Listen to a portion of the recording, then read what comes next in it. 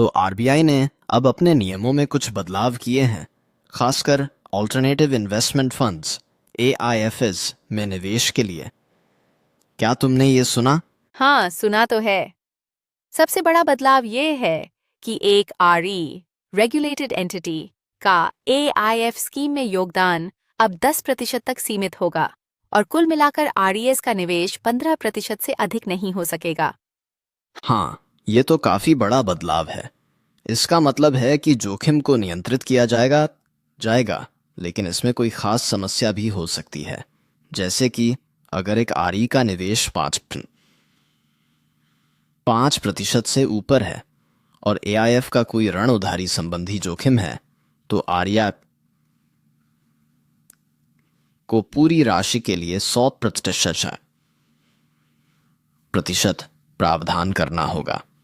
बिल्कुल, ये कदम जोखिम को कम करने की कोशिश कर रहे हैं। ज्योति प्रकाश गादिया ने भी कहा था कि ये बदलाव आरबीआई और सेबी के दिशा निर्देशों को एक समान बनाने के लिए किए गए हैं। सेबी के दिशा निर्देशों की तुलना में ये कुछ अधिक लचीले हो सकते हैं।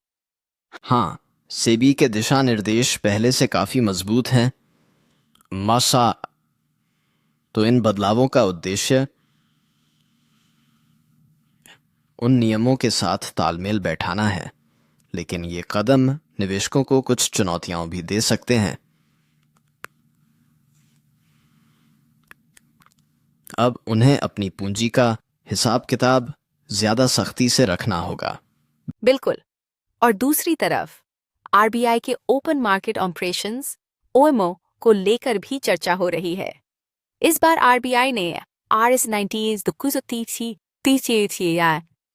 3 करोड़ की बोली स्वीकार की, जो कि RS 25,000 करोड़ के नोटिफाइड लक्ष्य से कम थी। हाँ, ये एक दिलचस्प बात है। इसका मतलब ये हो सकता है कि आरबीआई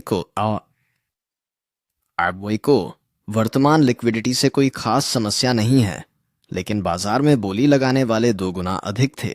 तो शायद बाजार को एक संकेत मिल रहा है कि आरबीआई इस समय ज्यादा हस्तक्षेप नहीं करना चाहता। यह भी सही है। वीआरसी रेड्डी ने कहा था कि 2025 के बाद बैंकों ने RS 5 लाख करोड़ के बॉन्ड्स को बेच दिया है और अब वो कम बेचने के इच्छुक हैं। शायद ये बदलाव भी इसी रणनीति का हिस्सा हो।